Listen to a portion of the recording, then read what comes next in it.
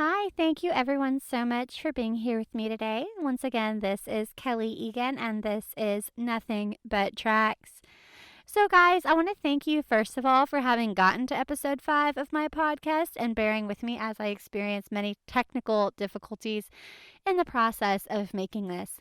And if you've listened to my first 4 episodes, I want to hear about it. If you have a really good story about why it's important to keep a travel journal, or a really good wool blanket hack, or something that you've used a wool blanket for, or anything else, I want to hear about it, and I might just put you on the episode next time.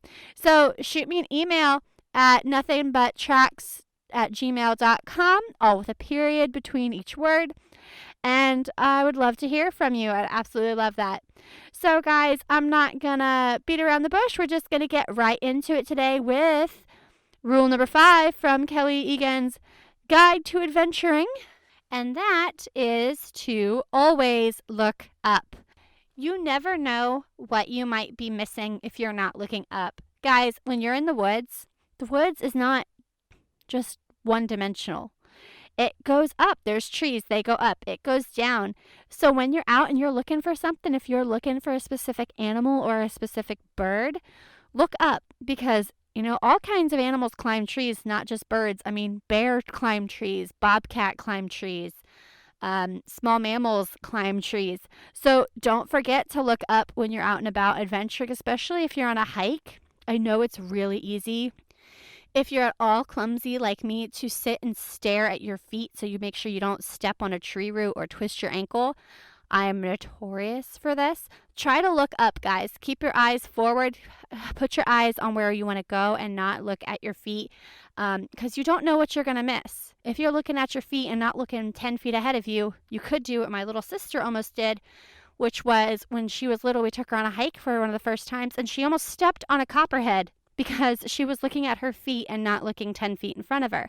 So, guys, look up, because it could save your life, so you don't step on a copperhead, or, you just don't know what you're going to be missing if you don't look up. You could miss an endangered bird. You could miss seeing a bobcat in a tree. You could miss who knows what. But keep your eyes up, because wildlife is everywhere. It's not just sitting right in front of you waiting for you to come find it. And guys, not to mention that there is a whole bunch of really cool, nature does some weird things, guys. Over time, nature will come up with these really crazy formations, rock formations, tree formations. And if you're not looking up, you're going to miss it. Because like I said, it's not just right in front of you. It's not sitting there in the middle of the path waiting for you to come find it. You got to go look. You got to go hunt it down. So keep your eyes up, look up. And now, guys, I'm also a photographer, and I find some of the coolest pictures of the sky by looking up, especially at night and especially in the mornings.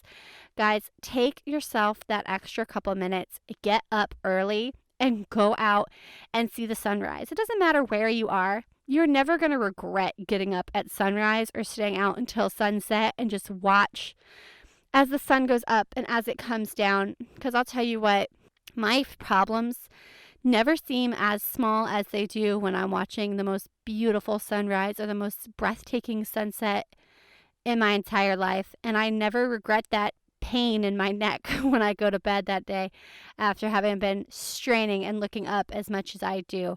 So, guys, look up. You don't know what's going to be there.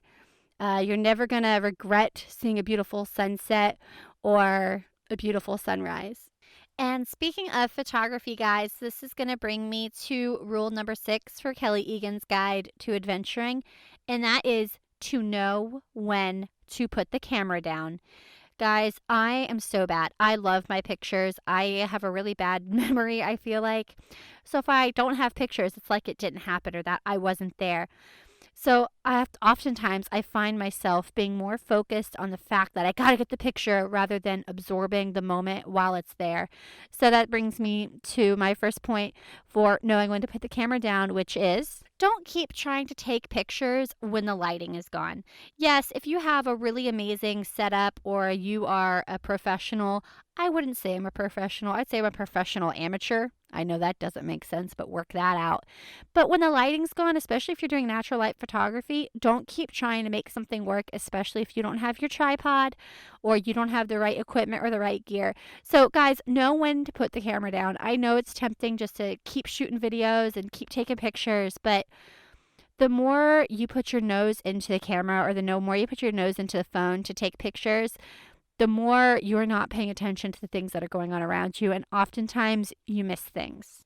Oftentimes, some of the coolest moments I don't have pictures for because sometimes the camera lens helps me see things better, but sometimes it just distracts me from the grandeur and how amazing something is.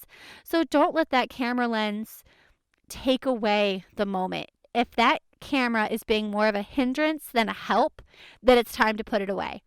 I was on a boat trip on Assateague Island with one of my friends, Amanda, a couple months ago around my birthday. We were on a boat tour, and it was the first time I'd seen wild dolphins, and I was just click, click, click, click, click, click, click, click, click, click, click, click in sports mode. And I was taking pictures and taking pictures, and I wasn't getting the shot I wanted. And I'm like, I'm more focused on getting the shot than watching these beautiful, amazing mammals swimming alongside of this boat. So when I recognized that in myself, I'm like, okay, it's time to put the camera away because it's not helping me in this situation. If anything, it's hindering the moment and it's kind of ruining the moment for me. So I had to mentally tell myself, I'm like, okay, Kelly, slap on the wrist. You're done. Put the camera away. It's not helping you in this moment. It's actually being distracting and you're not getting the full experience of this amazing, cool thing that is happening to you. And the next point I kind of already touched on is just don't let it be a distraction. When it's distracting you, when it's hindering you, put it away. Just put it away. And sometimes if you're traveling with other people and you realize that it's hindering them, maybe kindly, politely say, hey, is that really worth it at this moment? I'm like, or hey, maybe it's time to put that away and just enjoy the moment. If anyone's a good traveler, they're probably like, oh yeah, you're right. It's not really working anyway. And this is, I don't know, I think maybe the more important of the tips is don't let the shot be more important than the moment. Okay, guys, that's a big one. I'm going to repeat that. Don't let the shot be more important than the moment. If you are so focused on getting the perfect shot and you're making everybody around you miserable, put it away. Know when your time has come and gone for a picture or for a photo op. Know the moment. Read the room. If it's not working, if the light's not working for you, put it away. If it's becoming more of a hindrance than help, put it away. If you're ruining a beautiful moment because you're trying to get the right picture, put it away. Know when to read it, read the moment, and know when to put it away. Know when to put it down, and know when to stop. I know it's really hard for me, especially I love photography, and I'm so picture it didn't happen. Actually, the other day, I had this bulletin board on my bedroom wall that kept falling down. So I took it down and I reprinted a whole bunch of pictures to put up on my photo wall. And I'm going through pictures and I'm like, I want to get pictures from all the different places I've gone to. And there's some of the most amazing moments that I tried to take pictures of that they just didn't come out right. And yeah, I have other pictures from that same day, but I don't have them from that exact moment. But you know what? That moment is perfect in my mind because I wasn't trying to force it through the camera lens. I can close my eyes and be transported back to Buck Hill or back to Assateague Island or back to wherever I may have been. And it's still perfectly preserved in my memory. So even though you don't have the picture, that doesn't mean you didn't do the thing or that you weren't there.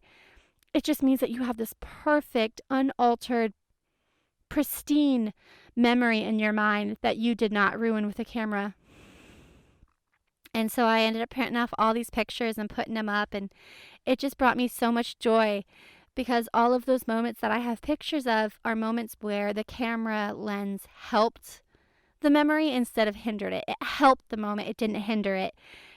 Because a lot of times on some of my pictures, I see things better through the camera lens, like actually see them better with like the zoom in things.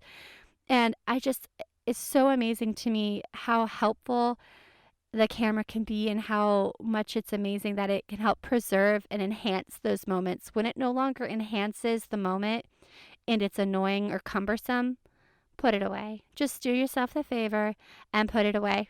So, guys, that's it for today. So, if you have, like I said earlier, if you have a story of a time that a travel journal helped you, or a mistake that you made that the travel journal solved for you, or a moment where a packing list helped saved your bacon, or a really good wool blanket hack, or a way you used a wool blanket that you think might have saved your life. I want to hear about it. So shoot me an email or direct message me on my Instagram with it, which is nothing but tracks on Instagram. So I want to hear about them. I want to hear about the cool stories. I want to hear all about it. And if you have a good adventuring tip that you want me to share, let me know. I would love to hear. I'd love to hear some of your guys' rules that you guys have for hiking, camping, and traveling. And guys, if you have an example of a moment where your camera lens hindered a situation, I want to hear about it. The good, the bad, the ugly. And I want to hear if there is a time where you looked up and you saw something that you otherwise wouldn't have seen that could have either been dangerous or could have been a really amazing missed opportunity. I want to hear about it.